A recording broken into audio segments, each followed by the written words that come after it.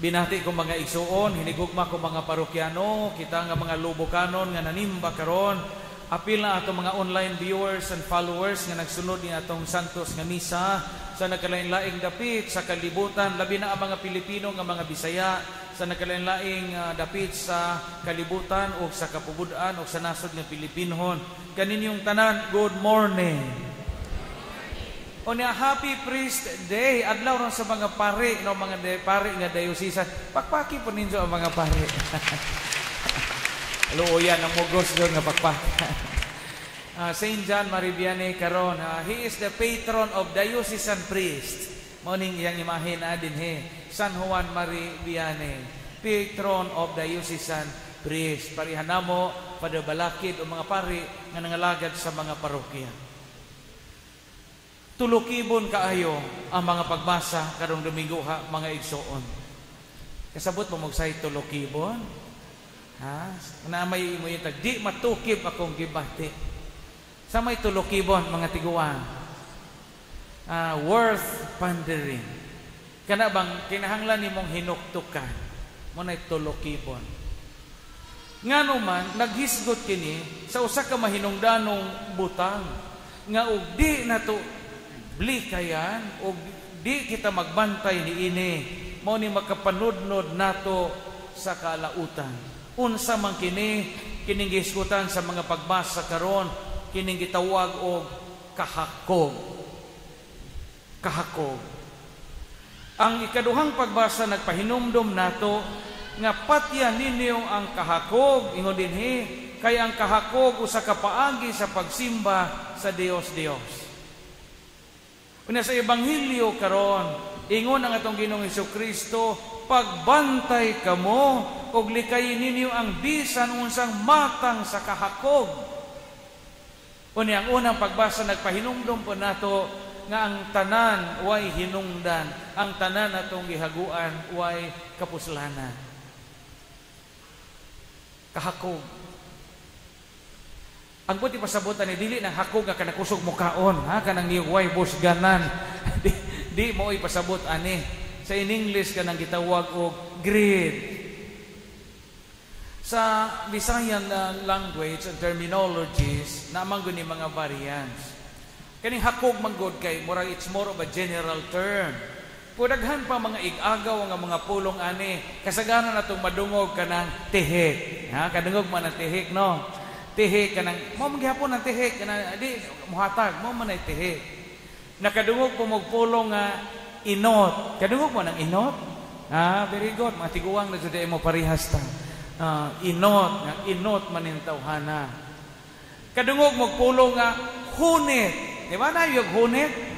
Yung hunito ning tawhana kanang hunit mo gihapon kanang murag gahian pod mo tono. Hunit. Naapod sa mga tiguang ani kanang sinakuan. Kadungog man ang sinakuan. From the word sinako, meaning mo ayaw ka, did-an mo. Sinakuan. Tihik magyapon na. Naapoy muduga pay unas. Para tihikan na dyan siguro na muduga pay unas. Kanang unas kung gahi ko na, muduga pay unas. Muna dyan tihika. Muduga pay unas kon. Diyan haapa joy unsa may lain. Jawo nga kadungog man kay jawo maning paria.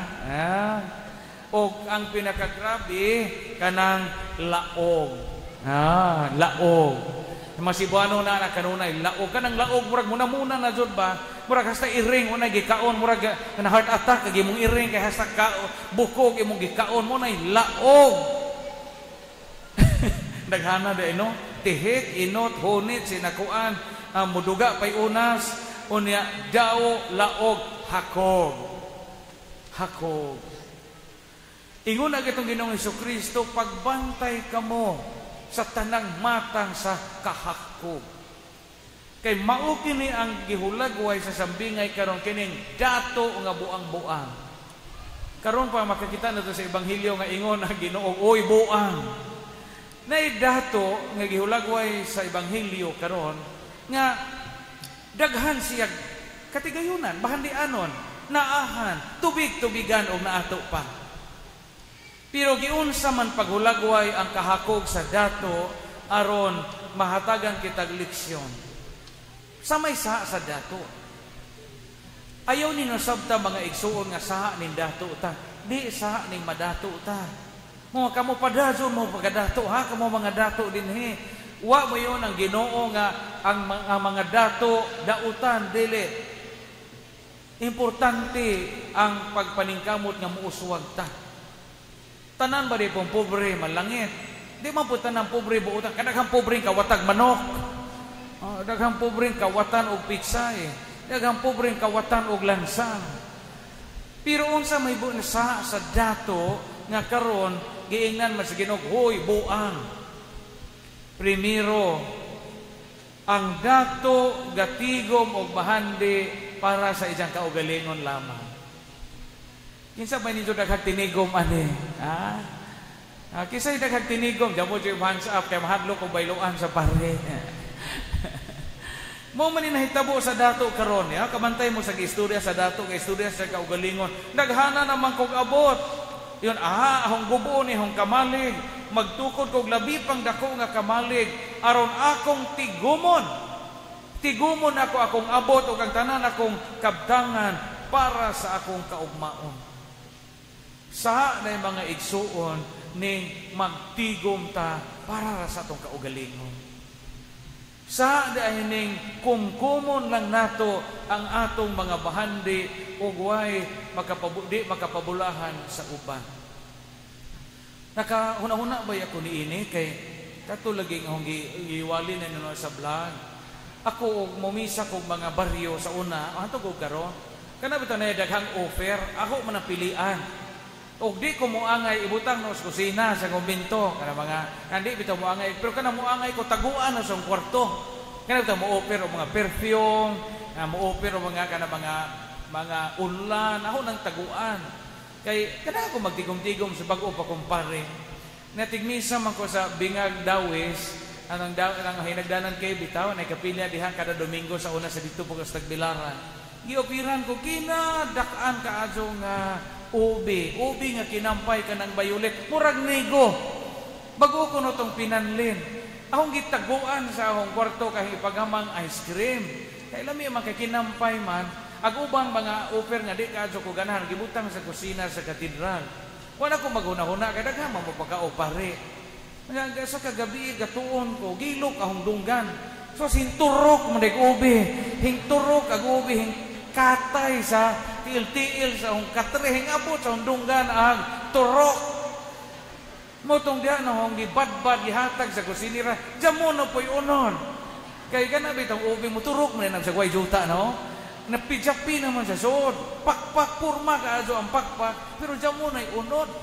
So gayaw-yaw ako sinira, tihi ka mo kapariya ka, di makamuhatag og ubi o di manurok.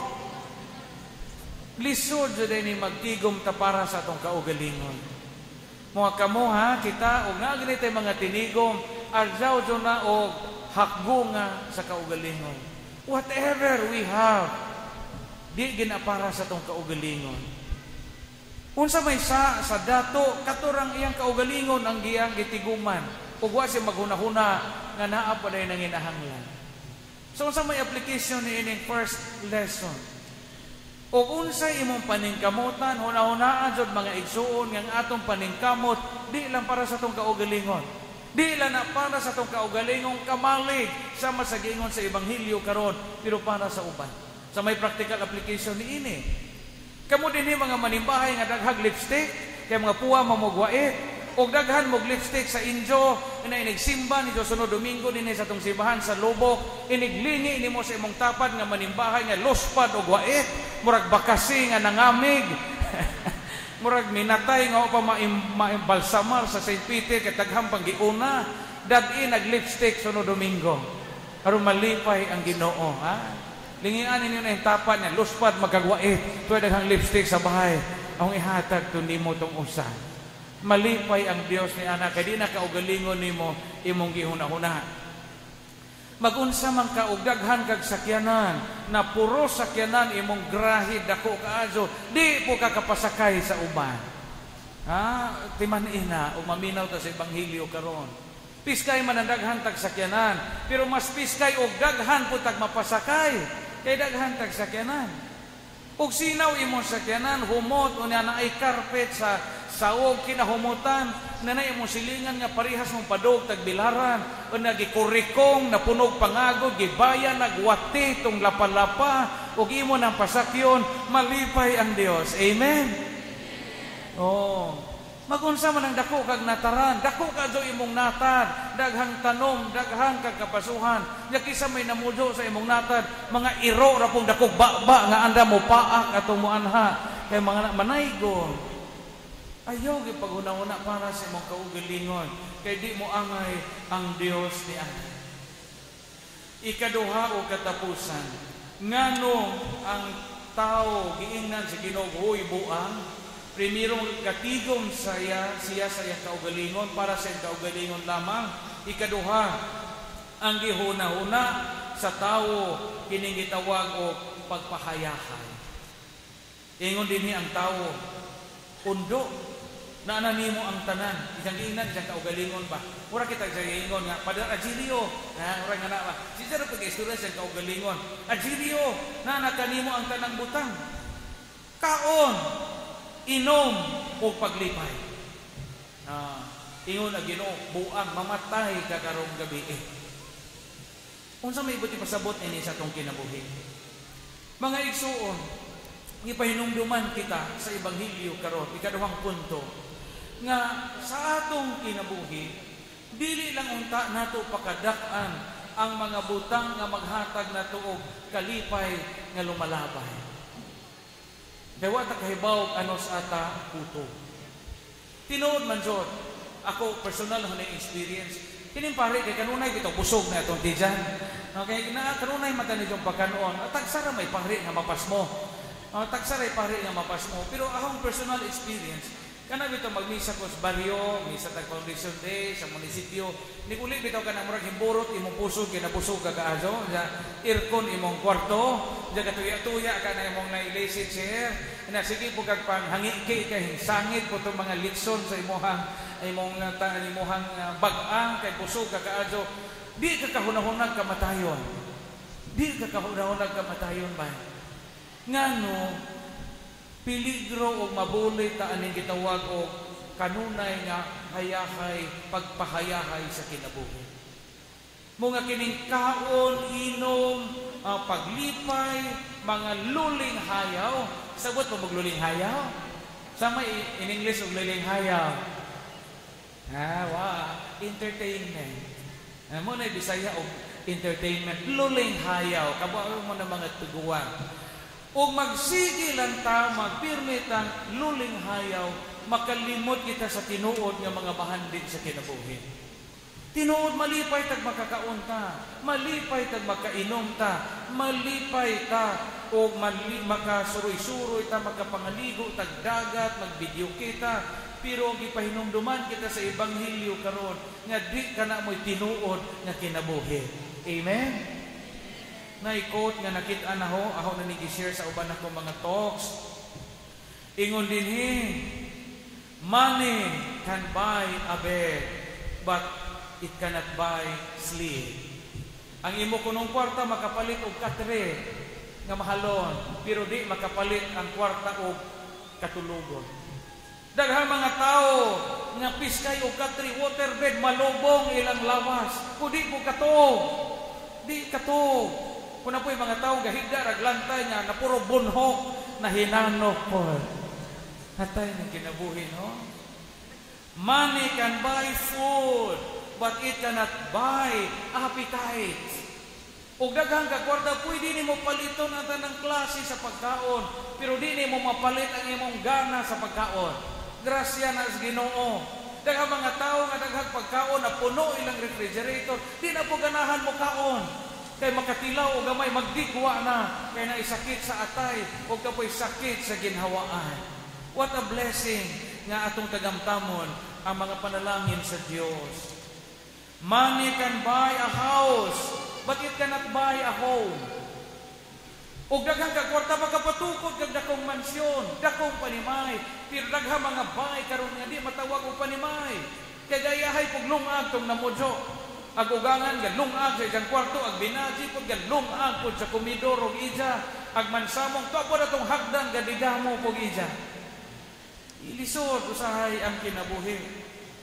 Money can buy medicine, but it cannot buy health. Tinuod na. Kung naatay daghang kwarta, makapalit ang daghang kambal. Pero health is always our wealth. Gasa sa Ginoo. Money can buy sex, but it cannot buy love. Kung daghang ka kwarta, pwede kang mamurikat. Daghang magkakwarta. Pero di ka makapalit og tinuod nga gugma. Kanang gugma nga imong hinaguan, gugma nga imong kinayuran, o gugma nga mugna sa imong pagbaningkamot, nga maangkon ang kasing-kasing sa binuhat nga natingban sa imong pagmahal. Char. Mga igsuon sa katapusan, ang Ebanghelyo karon nagpahinumdom nato ug ang mga pagbasa nga unta kita dili mahog sa sala sa kahakog.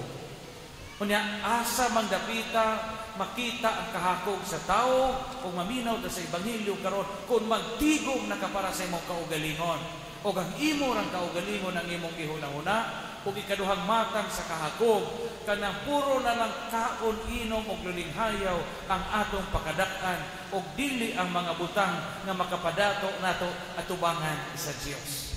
Hinaot nga di ta mahog sa sala sa kahakog uban sa grasya o kaluoy sa Ginoo. Amen. Daygon ang Dios ato sa ngatagan sa masipang pakpak.